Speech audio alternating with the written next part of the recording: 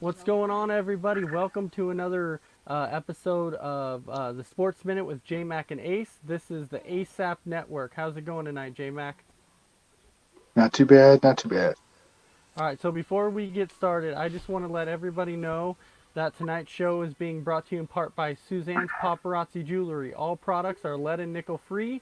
All products are $5, and there's actually a special offer for ASAP Sports viewers. You get free matching earrings when you buy a necklace. Order now at paparazziaccessories.com 160920. All right.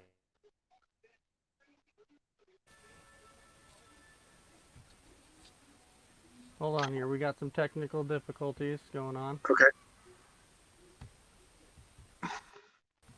Come on. Well, All right. oh,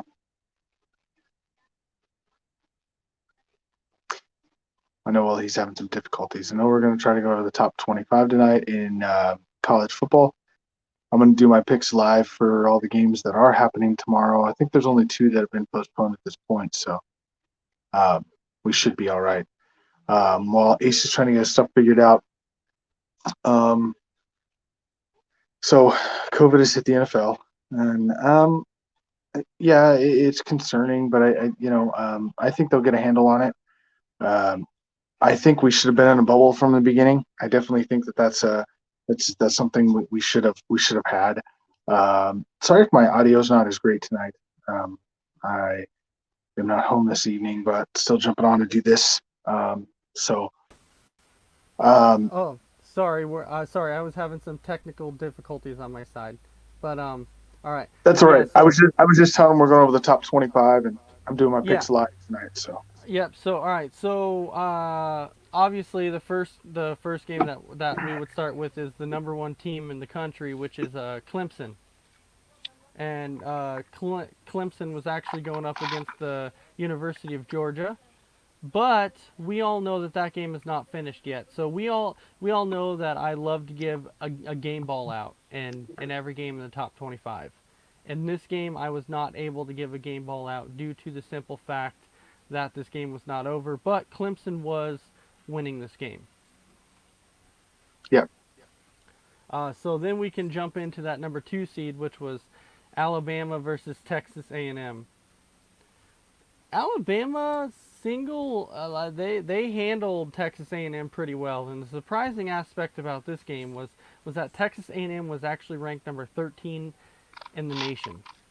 So I expected this to be a little bit better of a game than what it actually was. The final score was 52 to 24. Did you expect Alabama to come in and blow out Texas A&M like they did? no, not at all. I expected it to be a better game than what it was for sure. So does this show you that Alabama is a lot better team this year than what people had actually expected? I think so. So my player of the game that I gave the game ball to in this one was actually the quarterback for Alabama, which his name is Mac Jones, and he went 20 of 27 for 435 yards, four touchdowns, and one pick. So it's a respectable game. It's a pretty good game there. For sure. Sometimes I think that we think it's a bad game when a quarterback throws an interception. It's not always his fault. It could be a tip ball, could have been Mm-hmm. tipped at the line, could have been knocked straight up in the air at the line, and a defensive lineman caught it. Um, Correct. it's not always the quarterback's fault when they throw a pick. Yeah, and this actually, um, to me, shows that Mac Jones was the right choice because coming into the season, Alabama still was not quite sure who they were going to go with at quarterback. So this kind of shows me that when they're going up against the number 13th ranked team in the nation, that it kind of shows you that they made the right call. Yeah, All right, so then we'll jump into that, and I'll tell you, we talked about this team last week. Number three, Florida versus South Carolina. Florida, this game is not what it seems. I know the final score was 38 to 24, it might seem like the score was closer than it actually was. But to me, I felt like Florida pretty much handled this game throughout. Uh, they were dominating yet again, and my player of the game in this one again was Kyle Trask. He went 21 of 29. He threw for 268 yards and four touchdowns. And yet again, there's that one pick. But you know what? That's completely okay. To me, Florida is looking better and better every single week they play. Yeah, I would agree with that. So by the end of the season, with the way that Florida's playing now, do you still see them in the top four at the end of the year, or do you think that there's going to be a team that's going to sneak up on them and they're going to lose?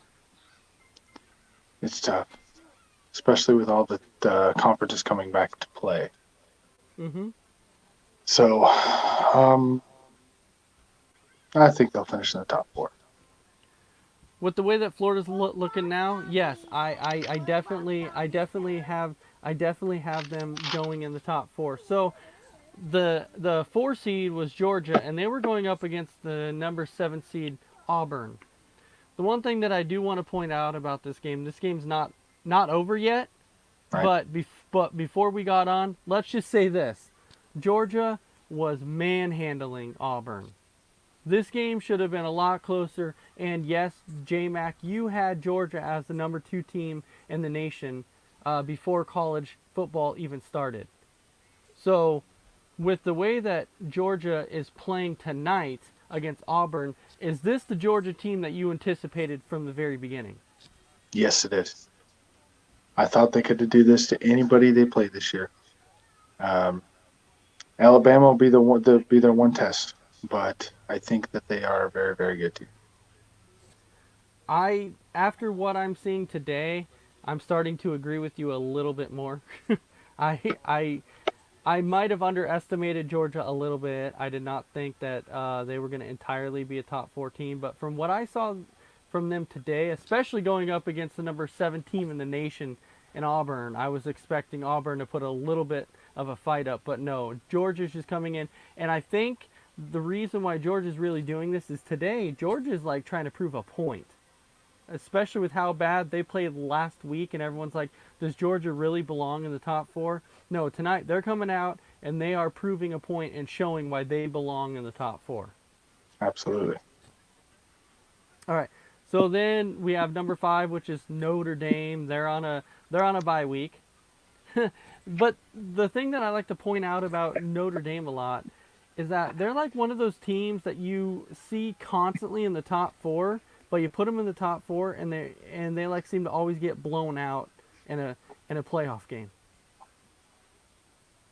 Yep. And I think this Notre Dame team is probably going to be just about the same.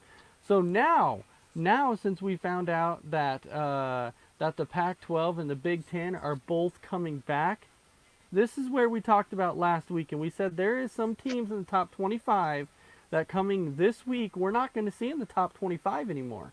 And so now we're looking at number six, and we see who did they put at number six? Ohio State. They have not played a game yet, but we all know that their quarterback is Justin Fields.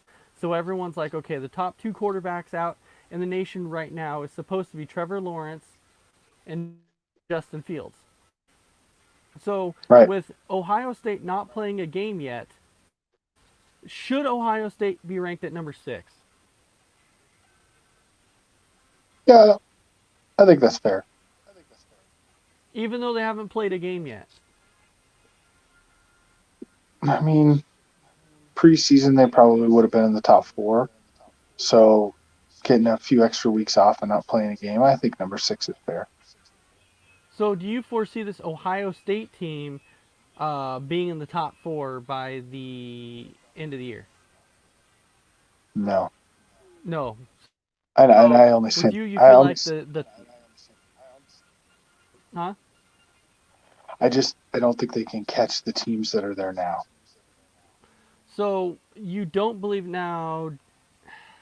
This one's tough because if they were to make it in the top four, let's say the top four was like Florida and Alabama and Georgia and Clemson. And let's say we take one of those out. So let's say that either Florida or Georgia was out, and then you put in a Ohio State team.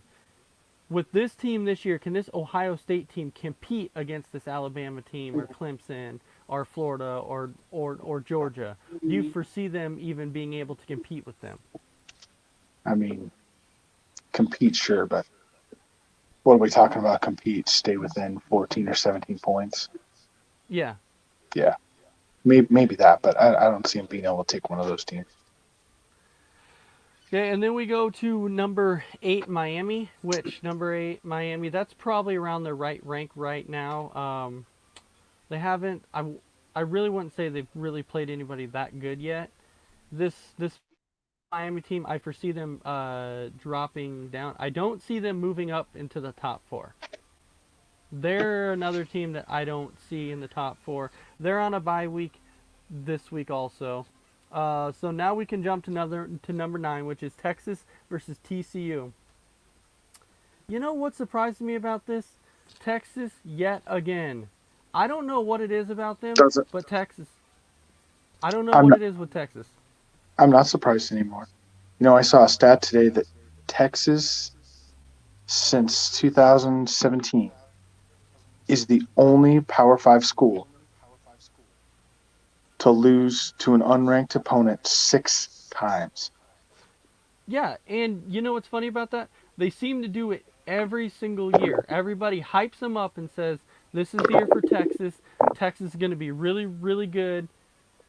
And then somehow they end up losing to an unranked team every single year. Sometimes they don't only do it once, they do it twice. So, I don't know. What do you do from here? Do you fire the head coach now? Do you let him go? Change has to happen somewhere. So since Texas lost today against TCU and Texas is at number 9, how far do you see him dropping down in the rankings? I've got him dropping down probably close to between 15 and 20. I've got him dropping about there. Yeah, I would have said about 17, so that's fair. I mean, they're not going to drop out of the top 25 obviously because they are a top 25 team, but No, because they'll stay in the top 25 over UL Lafayette. right? Right? So, then we go to the number 10 team, and this is a number 10 is also another team that they added in once they found out that they were coming back, and that is Penn State. They're yet another team that's in there. You will actually see a Penn State versus Ohio State matchup this year. Mhm. So you'll see a 6, and then as of currently right now, it would be a 6 versus a 10. Which I guess if I had to give anybody the advantage in that game, it would be Ohio State, just based off of the quarterback play. I think so. I think that's fair. Um, Funny thing about Penn State, and I kind of agree with it.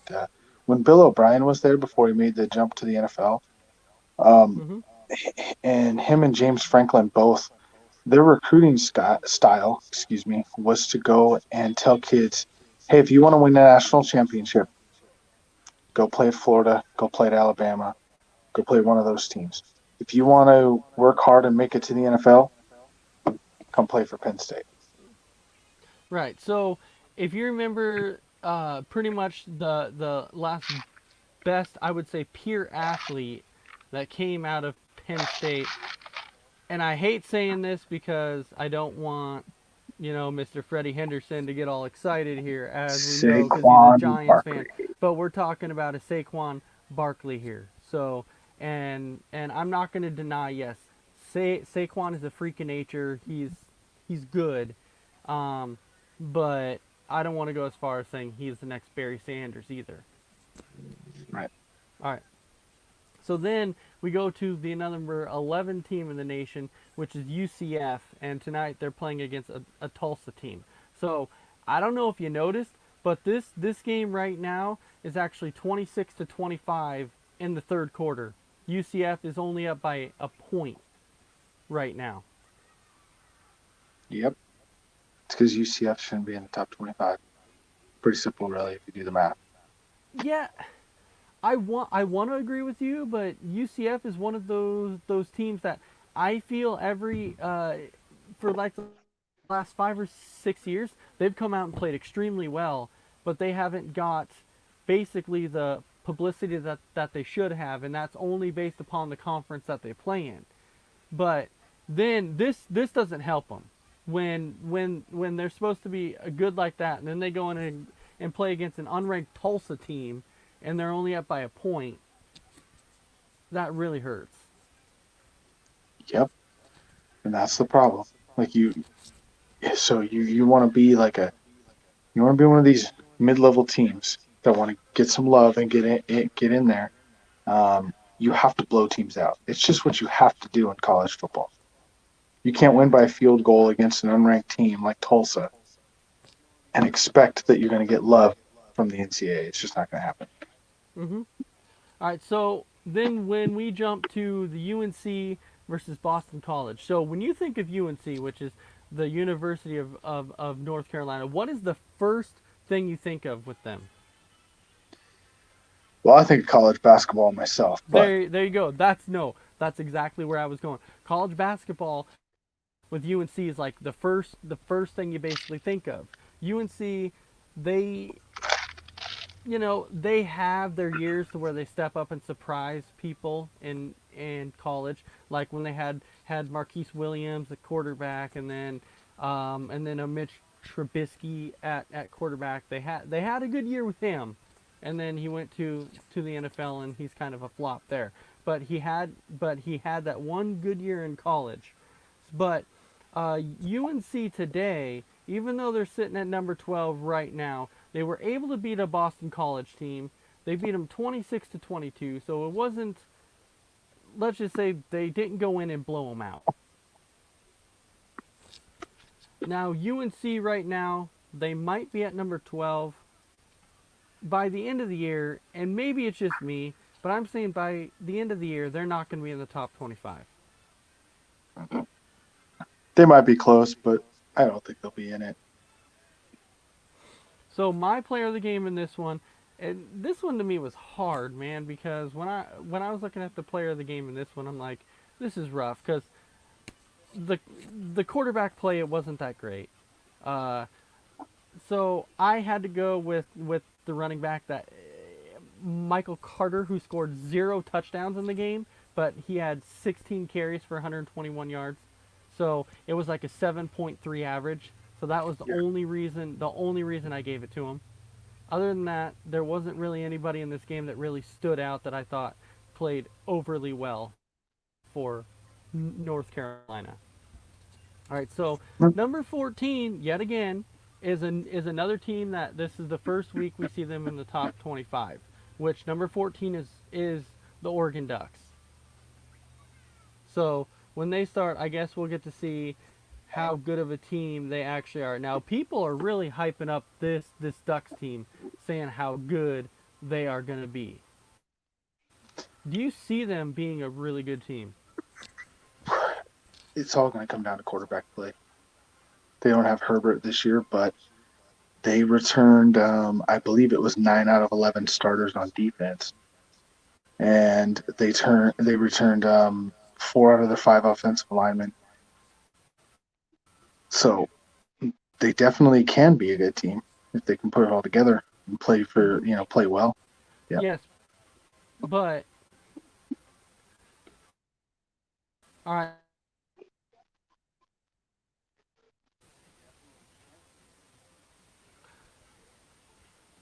Yeah. So when it comes to Oregon again, like I was saying, I think the biggest concern with Oregon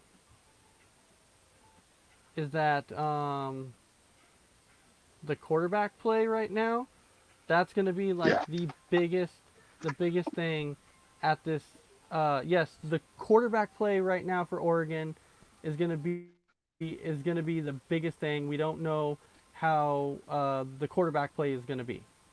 Um, Oregon recently has been known for their quarterback play, but if there's one thing that they've lacked in the last several years, it's been their defense. Hmm. They haven't had what you would call an all-star defense by any means. No. And I apologize to everybody tonight for the technical difficulties. We will work through it. All right. So the next game we had is number 15 Cincinnati versus USF. Cincinnati, their offense was, I would say, decent in this game.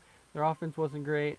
Or yes, their offense wasn't great. My game ball, and this one was not even a hard decision at all. And this is why I said that the game ball to me to Cincinnati went to their defense. They came out and they suffocated UCF in this game. They had 5 interceptions. They had three sacks, 6 tackles for losses. I mean, this defense was all over the place. So I could not pinpoint just one one player that I was like, oh, these guys are that good. No, no, no. This defense was that good tonight, and so that's why this Cincinnati team is good, because they can beat you from a lot of different angles. Are they going to be a top four team? No. No. By the end of the year, they probably won't even crack the top 10, but they are a completely underrated team. Yeah, I don't disagree with that.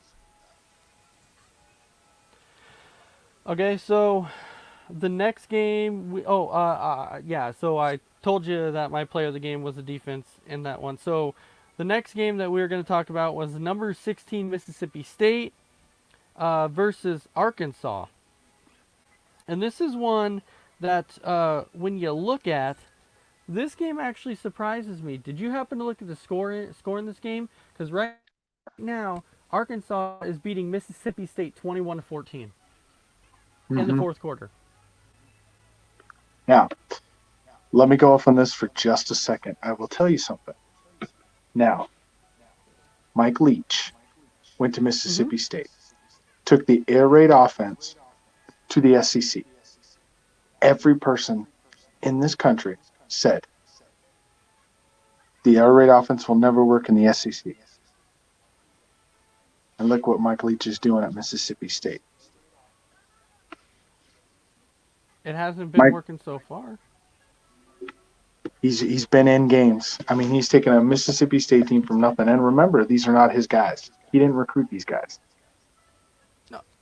You And have I get what I you have to wait till year 3 with Mike Leach, because you look at what he did in Washington State. Everyone said the same thing. Year 3, his guys went there.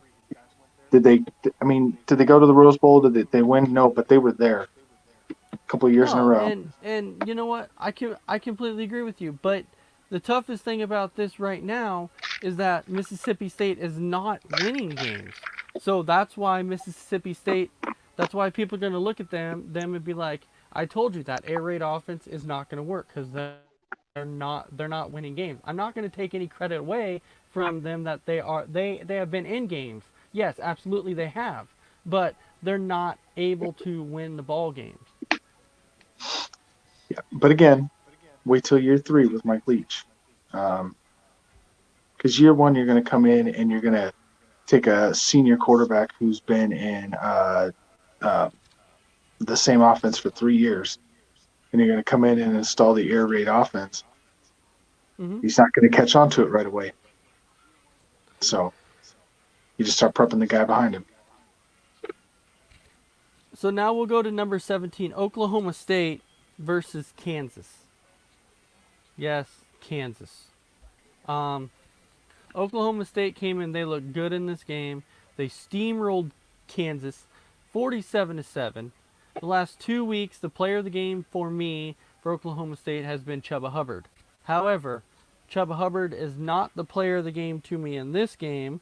The player of the game to me in this game was actually their quarterback, which which is uh which is Shane Illingsworth.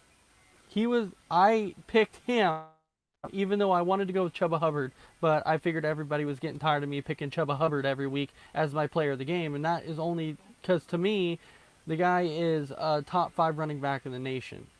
So, um, so I went with Shane Illingsworth. He went 17 to 23, 265 yards and 3 touchdowns. So good enough to deserve a game ball. Oklahoma Absolutely. State, yeah. So Oklahoma State is one of the teams that everybody says that they're going to be a really good team. By the end of the year, are they going to be a top 10 team? Top 10, sure. You see Oklahoma State in the top 10. Yeah, Hmm. because of a man named Chuba Hubbard. So Wait, you're on that. So you're on that train too of Chuba Hubbard. let me say that again. Chuba Hubbard. Chuba Hubbard. Yes, we're on that train of Chuba Hubbard. All right. So how about number 18 Oklahoma versus Iowa State? This this has actually been kind of funny to me. Uh, I was one of the ones that picked Oklahoma to be a pretty good team. I am eating my words right now. They lost last week. This week, they're currently losing to an Iowa State team. They're losing 23-20. If they lose to Iowa State, and now let's understand this. This game is at the end of the third quarter, and they're losing by 3. What does this mean for Oklahoma if they lose to Iowa State? Uh, It's a Big 12 game. That means that they're not going to win the Big 12. Iowa State's not as bad as people think they are. I believe that, though. Yeah, but when you're looking at this Oklahoma team who's supposed to be at the beginning of the year was supposed to be a top 4 team, and you're coming in and you're losing to an unranked Iowa State team, and this would be your second consecutive loss, this isn't doing much. This isn't showing the nation why you're supposed to be a top 4 team. It's true. It's true. They better eat that humble pie, and everyone who put them in the top four should do the same thing.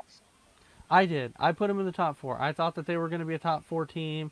The only difference was I said that if the Big Ten was to come back and Pac-12 was to come back, which they were, I did say that Ohio State was going to be a top 4 team. And I don't know why, but for some reason, something was telling me that Alabama was not going to be a top 4 team. I don't know. I'm still kind of there right now because I haven't really seen Alabama play any really. I know they played Texas A. I know today they played Texas A&M. That was number 13 in the nation. I get that, but I don't know. I just wasn't completely sold on Alabama.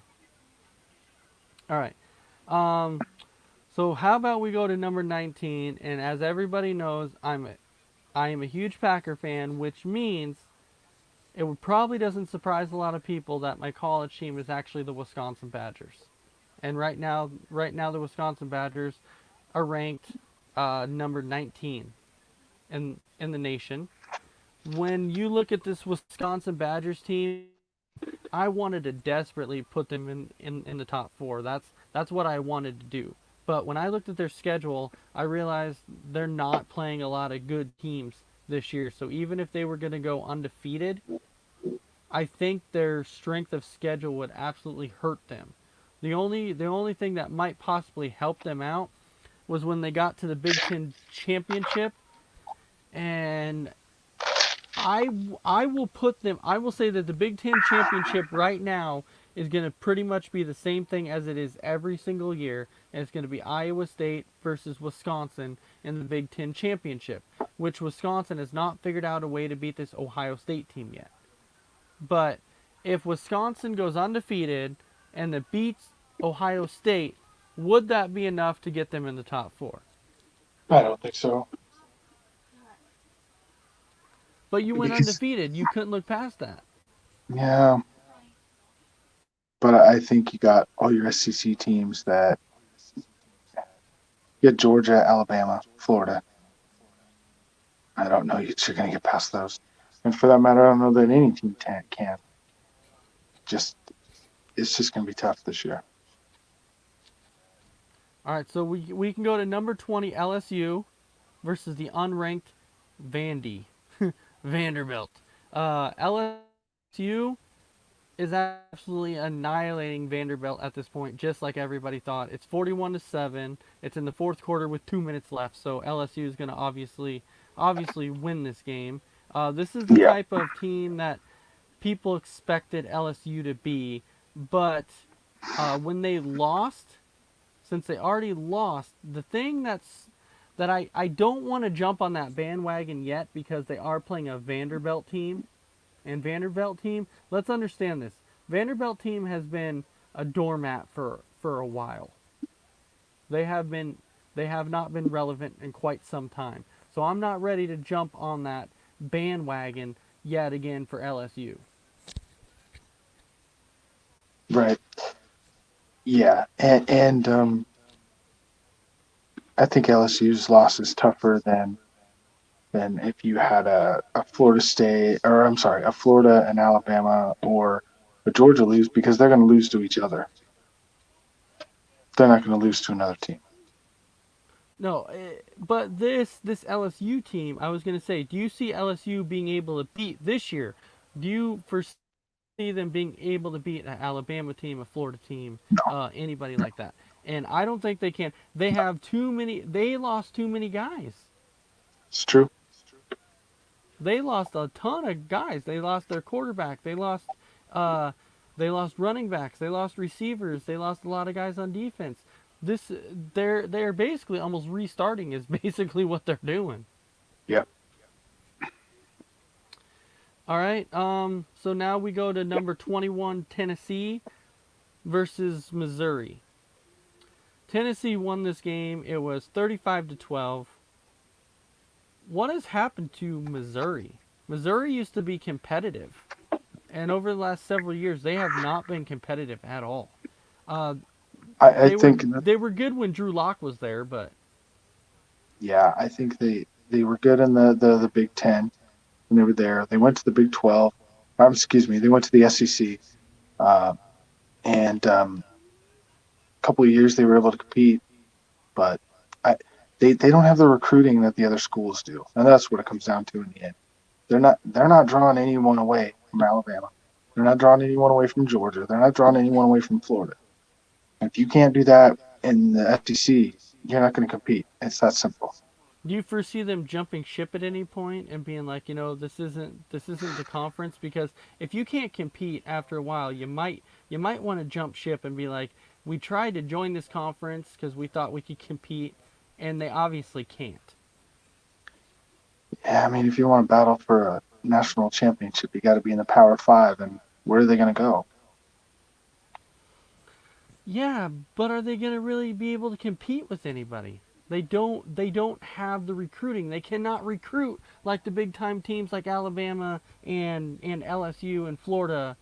They can't do I that. I mean, I don't disagree with you, but then say they go to the Big 12. Well, then what are you going to do? Are you going to try to compete recruiting with Oklahoma and Texas and Oklahoma State, Baylor? You're in the same boat again. And trust me, I agree with you on that too. I agree with you in every aspect on that. I just don't think that this was the right fit for Missouri when they were trying to be able to create a push to possibly make it into the playoffs. This is not the right move, and Missouri is not going to be competitive for a very long time. Yep. Right. Yep. Nothing else to say about that. All right. So let's just say my game ball in this game was actually Eric Gray. He had 16 carries, 105 yards, and two total touchdowns. So he had one rushing and one receiving touchdown. All right. So now we go to number 22, BYU versus LA Tech. BYU destroyed LA Tech, the number No way. 22 team. Right? No way. I think we all saw this coming. 45-14. Um, LA Tech, when they had them in the top 25, we had talked about they're not a top 25 team. No. And this shows you they're not. Because obviously they got moved out of the top 25 after last week, especially after Ohio State is here now, the Ducks are here, the Badgers are here. They get moved out, and then they show up and they get absolutely annihilated by BYU. So this shows you why they were moved out of the top 25. Um, they were not going to go higher than 19. They had been 19 for 2 consecutive weeks. Actually, I'm sorry, 3 consecutive weeks. They were at 19, and now they showed you obviously why they shouldn't be there. This BYU team though, this year so far they've actually looked kind of impressive. Yeah. Uh, the player of the game in this one was Zach Wilson. He was actually really impressive in this game. Zach Wilson went 24 of 26, 2 incomplete passes all game, 325 yards, 2 touchdowns, 0 picks. Yep. This BYU team right now is showing that they're going to compete and they're going to be in a lot of ball games. Absolutely. All right, so let's go to number 23, Michigan. They're now in the top 25. They haven't played a game yet. This is the first week that they've been ranked because they are back. We don't know how good they're going to be. Harbaugh was supposed to be the answer for Michigan. Is this Michigan team going to be good? I don't think they get in the top four, but they'll compete for the Big Ten and then lose it in the last week like they always do. Yeah, why do you think Harbaugh has not succeeded in Michigan like he was supposed to? When they hired Harbaugh, he was supposed to be the answer. He was supposed to come in and fix that program. Now, I'm not taking anything away from Harbaugh because he's had a little bit of success there. He's made Michigan compete for several years, but it's like you said, it seems like at the end of the year in that last 1 or 2 games, that's when they tend to drop off and lose their chance to be in the championship in the last 1 or 2 games every year. It's hard to say what the problem is, but seems like almost like his players give up on him. Could be a coaching style. Is it time to move on from Harbaugh? I believe so.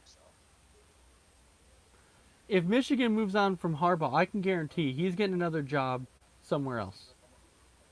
Oh yeah, I think he would actually fit really well in Texas. I think that he Hmm. could make that Texas team not lose to unranked opponent. You know what? But you know what? What wouldn't surprise me about Harbaugh too is I can actually see Harbaugh at some point trying to go back into the NFL and coach in the NFL again. Yeah, Because I know that there's teams out there that would take him. Like you can look at a New York Jets team right now. That's cool. Okay. So number 24 Pitt versus NC State. NC State was able to pull off the victory in this one. NC State won 30-29. Devin Leary was my player of the game in this one. 336 yards, 4 touchdowns, no picks, and he went 28 of 44. Pitt, for the most part this year, has actually looked pretty impressive. I don't know what happened to him in this game, but this will knock them out of the top 25. yep, without a doubt. So I don't know if you got a chance to watch the Memphis versus SMU game. Memphis coming in at number 25, and SMU being an unranked team that was undefeated. But this was a great game. SMU was able to win it by a field goal when they had 2 of their key players hurt. So SMU right now is going to 4-0. So, with that being said, how is SMU not in the top 25? They will be next week. They'll be 25. Well, they obviously have to overtake Memphis because Memphis just lost. Yeah, So, Memphis cannot be in the top 25. I mean, it's the same as the UCF thing. They don't play in a big conference, so they don't get a lot of the media attention, and that generates where you are in the top 25 sometimes. Hmm. All right, so before we jump into predictions on the NFL, the one thing that I wanted to mention, and I'm sure you saw it too, the Tennessee Titans had multiple people test positive for COVID. They had 16 people all together. It was like 11 players and five personnel. So the Titans game against the Steelers game got moved back. I believe it was to like week 7. And then Yeah. you saw today that Cam Newton test positive for COVID, along with a practice squad player on KC. How does this affect the NFL right now that they're starting to get some positive cases? I mean, we'll see. They haven't had a week where they've had zero yet. It's always just been personnel in the NFL, never players. So we'll see how that goes. But I think they can get a handle on it. I think that you'll be back next week. You won't have any major players. Uh, I don't know. The NFL has so much money. I really don't worry about what they can get as far as equipment or ways to keep guys out.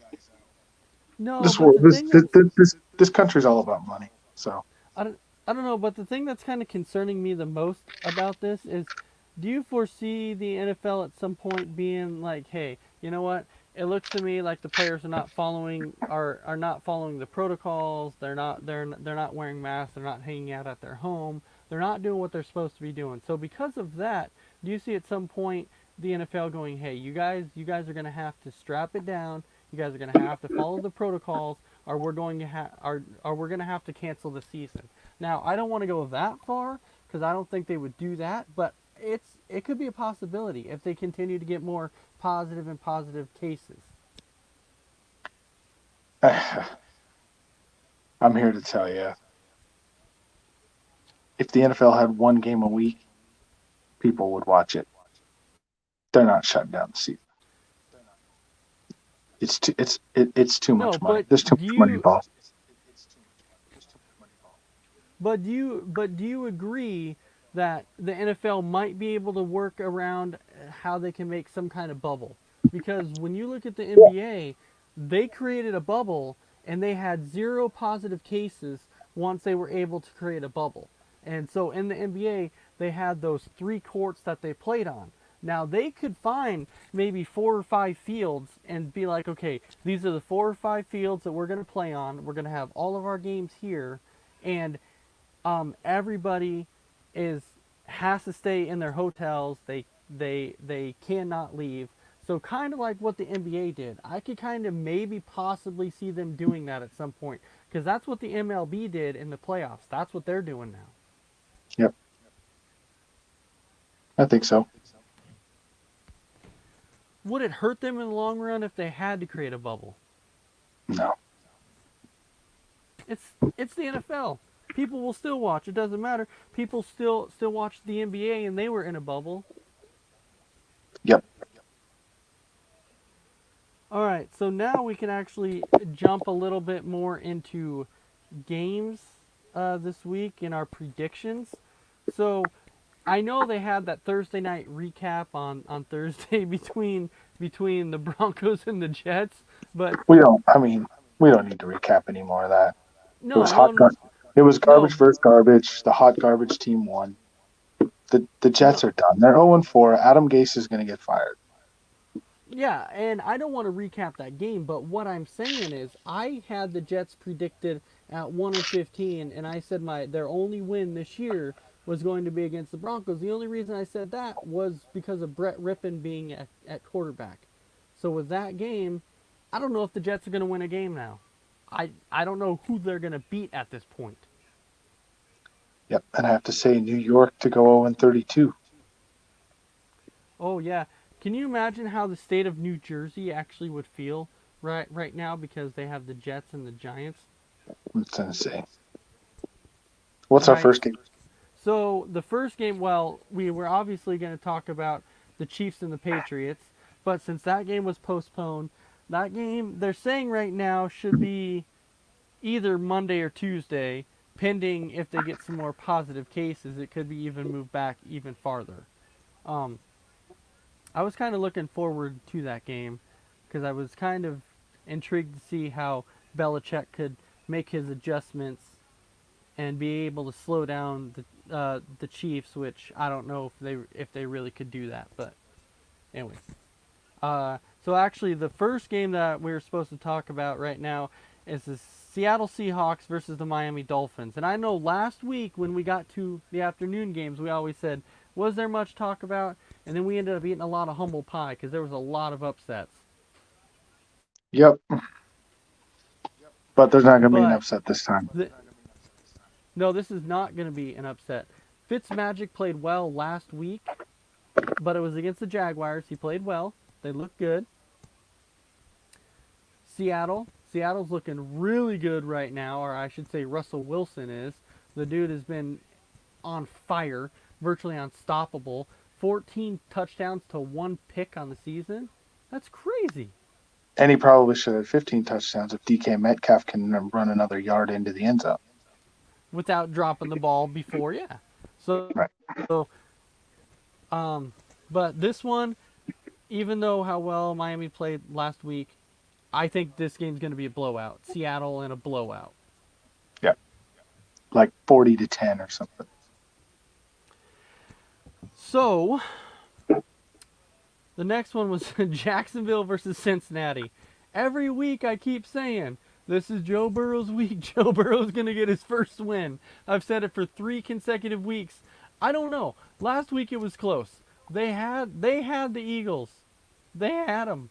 I I honestly don't know. Like I want to say this is going to be Joe Burrow's first win again, but every time I say that I get disappointed. He plays well, and then they just can't pull it out in the end. Um, and then Minshew Mania, he did not look good last week against the Dolphins. So this one to me is very, very tough, but I don't know. I guess I'll go with the Jaguars because I kind of want to see Joe Burrow get his first win, but I feel like if I keep picking Joe Burrow, they're not going to they're not going to win a game. So maybe if I pick maybe if I pick the Jaguars, Cincinnati will finally win a game. So I'll take Jacksonville. Yeah, I'll take them too. I'll take it like 27-24. It'll be a close game, Yeah. and that is simply because Cincinnati's defense is not good. They can't Right. seem to stop anybody. So Yep. it'll probably be a 3-point game. All right, so Minnesota versus Houston. So we have the battle of the winless teams. 0-3 versus 0-3. Good point. But I'm going to throw a but in there. Who's Houston played? And who's And that Minnesota is played? yeah. No, and that's what I was going to get to because I even said this last week when everybody was harping on Houston saying how bad Houston was because they are 0-3. I'm like, have you seen the teams that they've played? They played the Chiefs in week 1. The Chiefs are 3-0. They played Baltimore in week 2. Baltimore is 2-1. Then they played a Pittsburgh Steelers team. That Pittsburgh is 3-0. So they've played 3 teams with a combined record of 8-1. So And the only loss in that is that the Ravens lost to the Chiefs. yeah, that's it. So how can you say that this Houston team is a bad team? I guess we'll find out. If they come out this week and lose to Minnesota,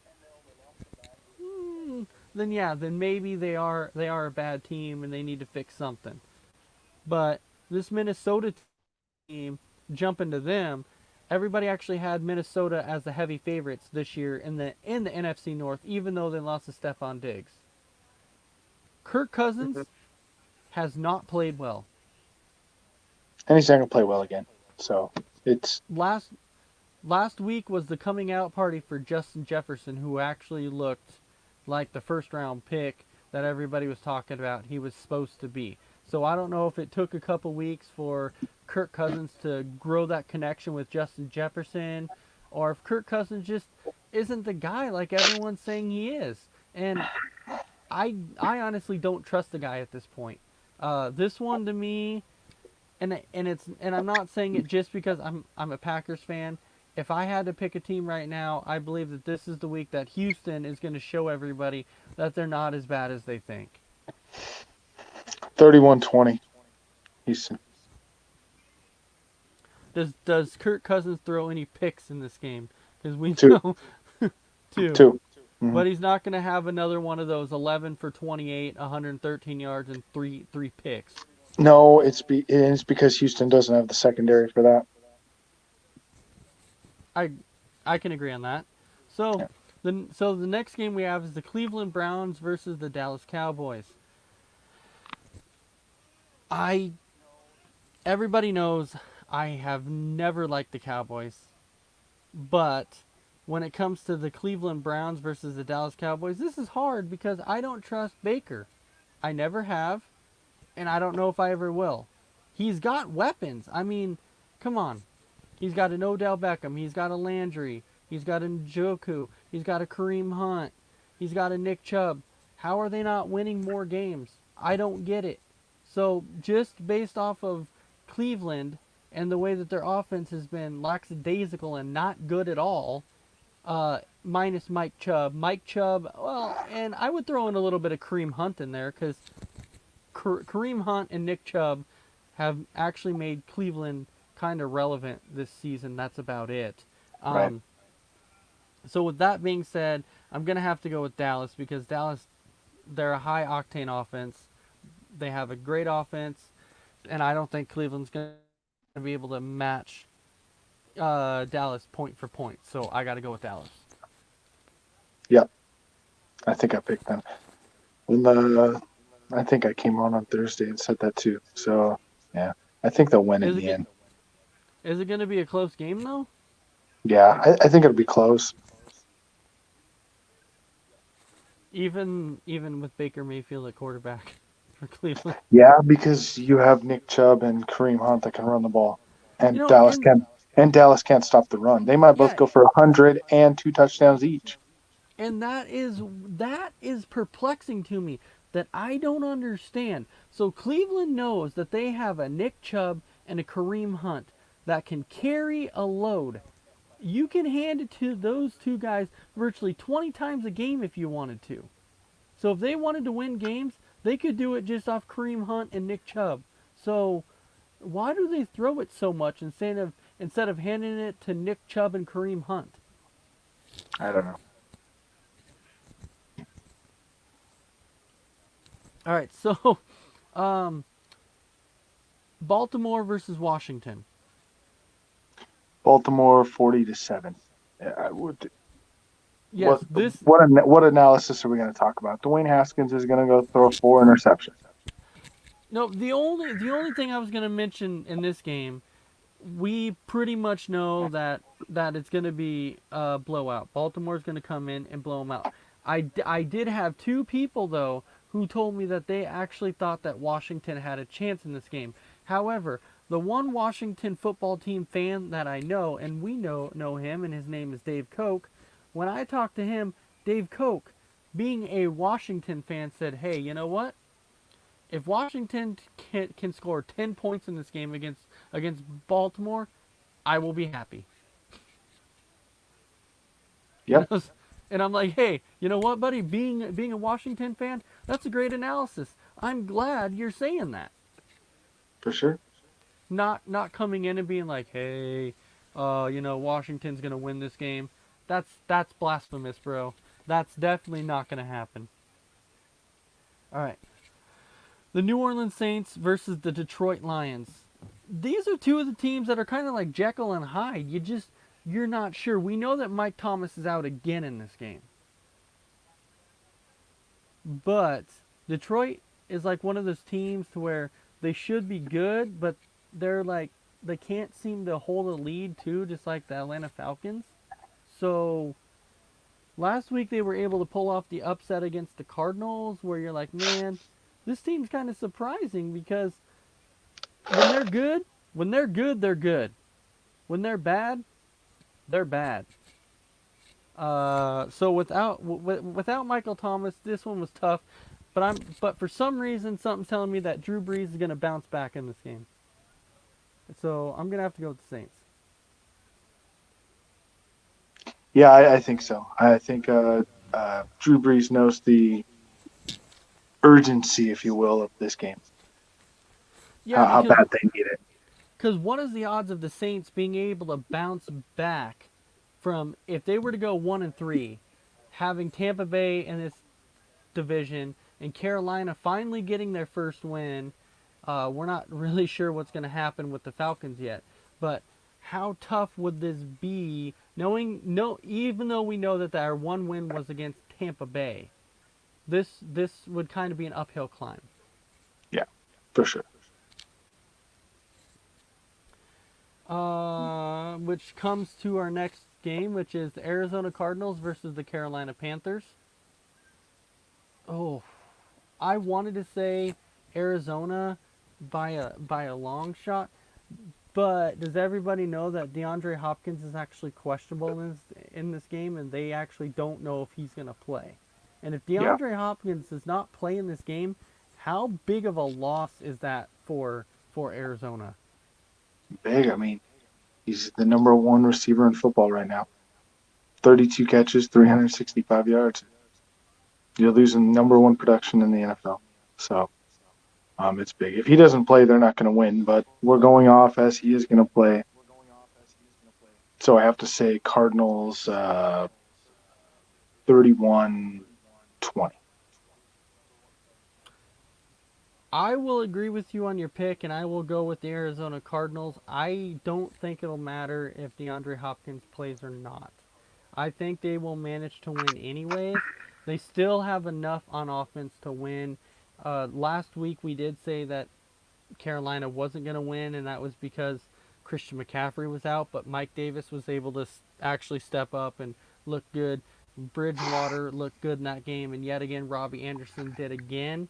So Robbie Anderson's kind of showing people now why he was worth the money that the Panthers gave him, and why he Mm-hmm. should have been a highly sought after receiver, which now I completely agree with. That yes, the hype for Robbie Anderson is real. He's actually a good receiver. Yep. But I will go with the Cardinals. The LA Chargers versus the Tampa Bay Buccaneers. I know a lot of people are going to look at this game and instantly go, Tampa Bay is going to go in and blow them out. But what happened when the Chargers were playing the Chiefs? They figured out something. The Chiefs have a high Well, octane offense, and the Chargers were able to slow them down. I'm just saying, I would not hold the Chargers out of this game. I would not.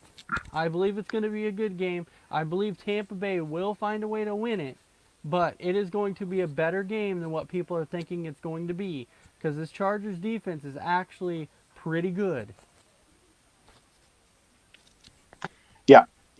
And I think that if they hit Brady a couple times, Brady doesn't like getting hit.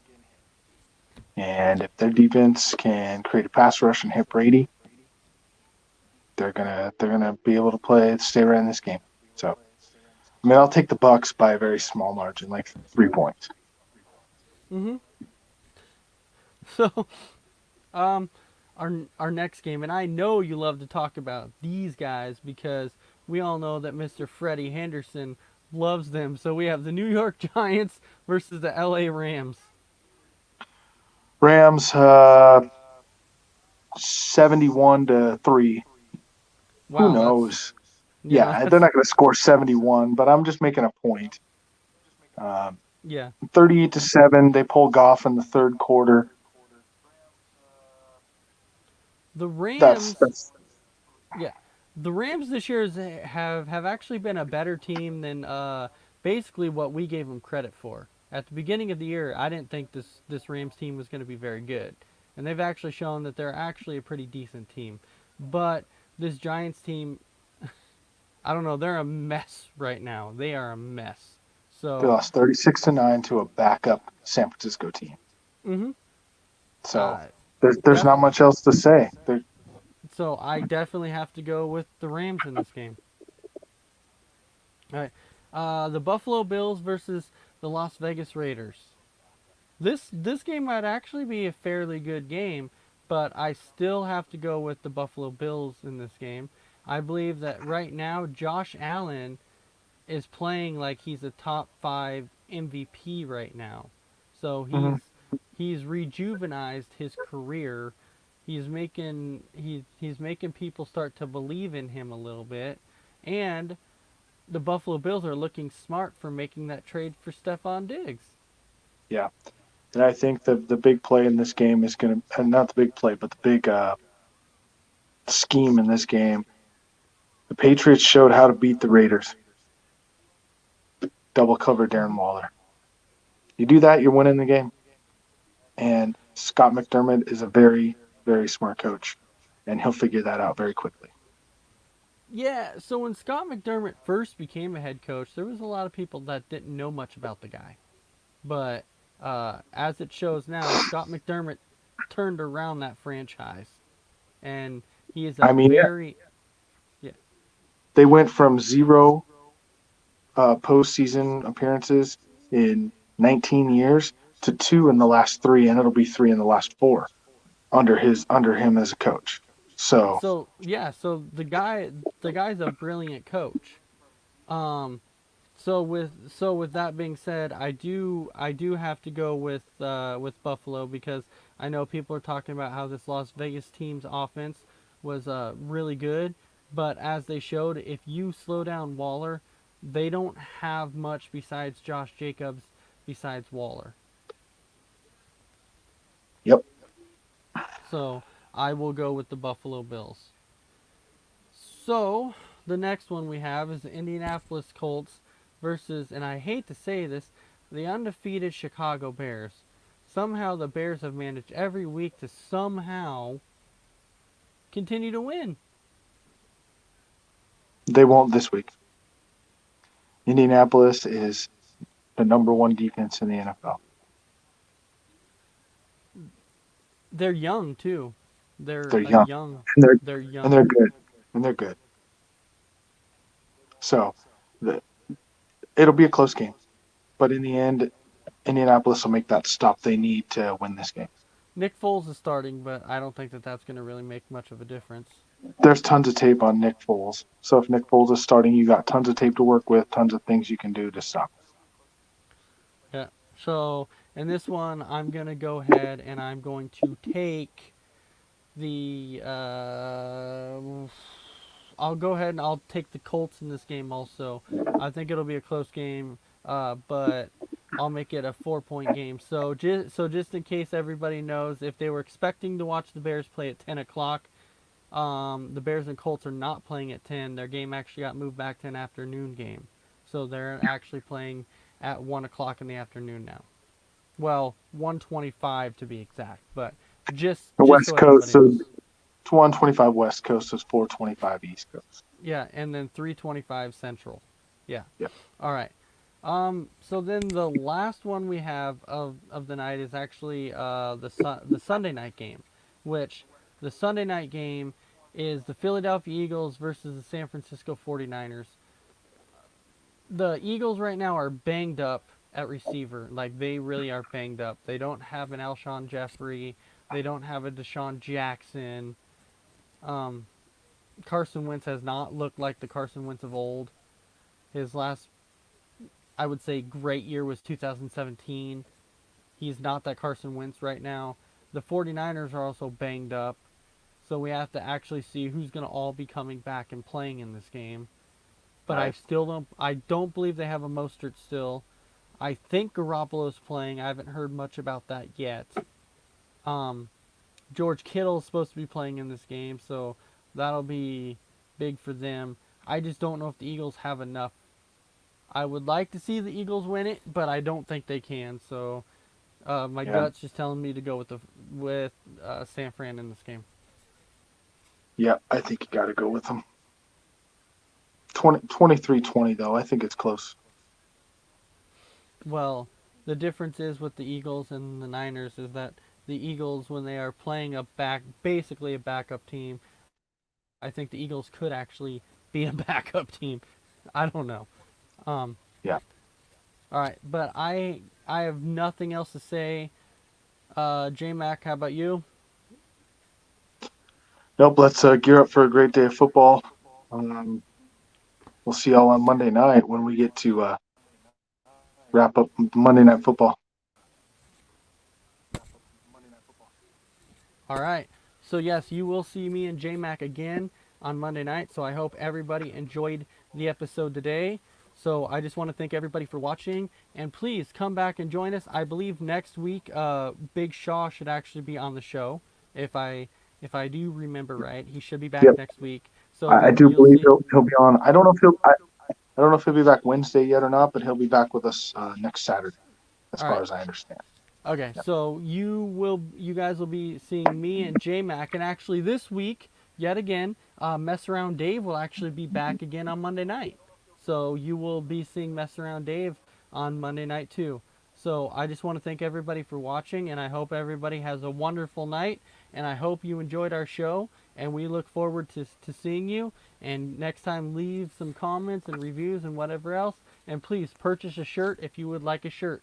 So thank you so much for watching, and have a wonderful night. Have a great night, guys. Just want to say quick, make sure you share on Facebook. Make sure you tell your friends. Have them come in, watch us. We're going to have some more merchandise here soon. Keep us going. We appreciate y'all.